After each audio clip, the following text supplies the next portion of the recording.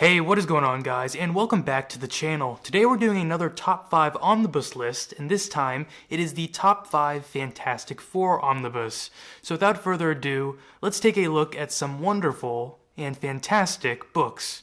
Just so you all know the books that I'm working with, here is my Fantastic Four Omnibus collection. I also have the second Hickman Omnibus, but that's currently in my reading pile. But this is basically what we're working with. So let's start this list off with the Fantastic Four by Matt Fraction Omnibus, which I believe is a pretty underrated Fantastic Four run. This is the Marvel Now relaunch of the Fantastic Four team, and it's got a pretty fun premise. Basically, the original Fantastic Four team need to go on this kind of space vacation, although it's not really a vacation, but I don't want to spoil that for you, and they plan on being gone for a really short amount of time, like minutes or something, just because of the way that space and time works and bends around them or whatever. So they set up a team to be the temporary Fantastic Four during those few minutes, kind of as a PR stunt, but also kind of just important to have that team representation be there in case something does happen. And well, something does go wrong, and the Fantastic Four that we know does not come back when they said they would come back. So the new team of Medusa, Scott Lang's Ant-Man, She-Hulk, and Miss Thing, a new character,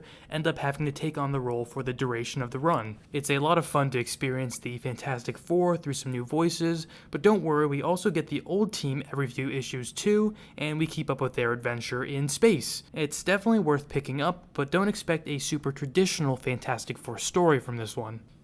I do love that we got a lot of focus on She-Hulk and Scott Lang's Ant-Man though. Those are two characters I feel like we don't get a lot of focus on very often. I also have to say I really enjoyed the stylized art style of the issues that focused on the new Fantastic Four team in this book.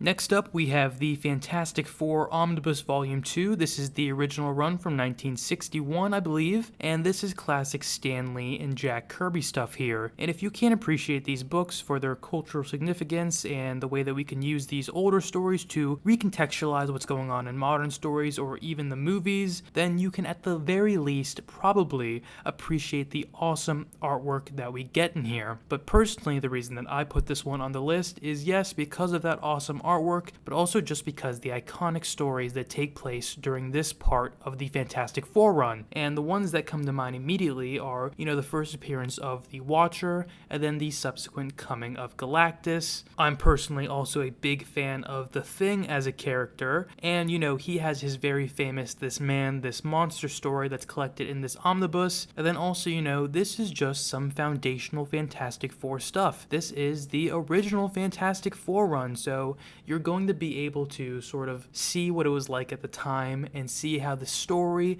and how narration was sort of done at the time in comic books. So this is interesting not only for the Fantastic Four, but just sort of for a blast from the past and a look at how comic books used to be. Definitely not for everybody because of how old it is, but like I said, I can appreciate it. And I think a lot of you probably can too, even if it's just to flip through the book and, sort of take stock at some of what's going on in here. Next up, we have the Fantastic Four by John Byrne, and this is one of the Fantastic Four runs that resonates most with me. I just really love this run, and I feel like this is one of the best runs for actually focusing on the family and their voices and the relationships between them all. This omnibus includes the rebirth of Galactus, which is a really exciting storyline. There's also lots of other awesome first appearances in here, like Terrax, the Herald of Galactus. He's a new herald. There's some Negative Zone shenanigans going on in here, and at a point in here, John Byrne becomes the writer and artist, and it all just comes together beautifully. One of my personal favorite stories, though, is This Land Is Mine,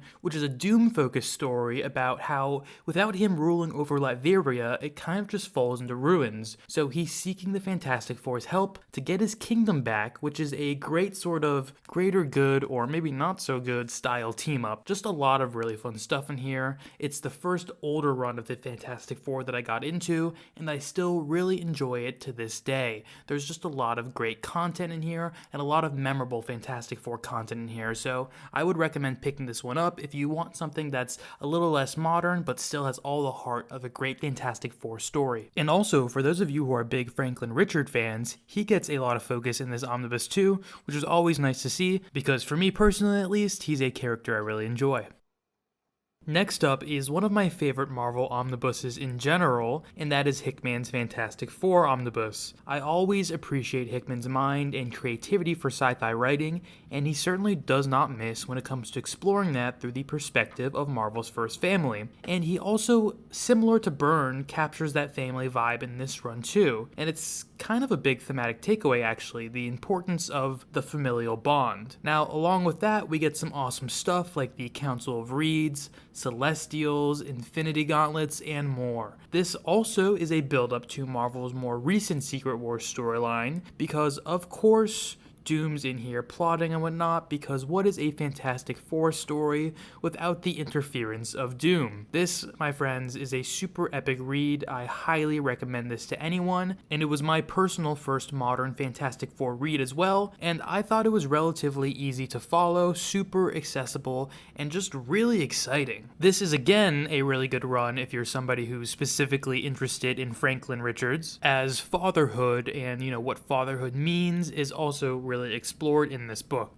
This one just got a reprint. I think you can still pick it up, and it's volume 2, and I would definitely do that before it goes out of print again, because it had crazy high prices when it was out of print, like $400 for volume 1, something like that. Coming in at my number 1 slot for my favorite Fantastic Four omnibus, that is the Fantastic Four by Mark Waid, though I will admit that my top slot does oscillate between this one and Hickman's Fantastic Four. It kind of just depends on my mood. But I feel like this run does a wonderful job of tapping into some of the family humor of the Fantastic Four, while also delivering some hardcore, true test, high stakes Fantastic Four stories as well. And the ability to balance both of these types of stories in the run is what I think makes it most appealing for me. I mean, there is a death in here too that takes the team literally to the great beyond, but we all know comic deaths don't ever really truly stick, with some exceptions of course. But the most memorable story in here for me is, rightfully so, a Doom story,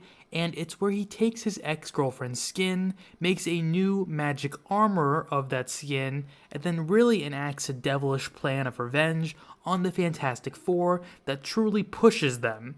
It's a thrill to read, and I highly recommend this one to any new fan or old fan of Marvel's first family. So these are my top 5 Fantastic Four omnibuses. Please let me know what yours are, or if you agree with my list, or if you have any specific thoughts on any of these runs. I would love to hear them. Please like, comment, and subscribe if you enjoyed this video and want to see more like it. I really appreciate when you guys do that, seriously, from the bottom of my heart. We just hit 600 subscribers, and that is a crazy number for me. It's a crazy amount of people, for me at least. So like I said, I really appreciate that. And with that, I hope you all have a great rest of your day.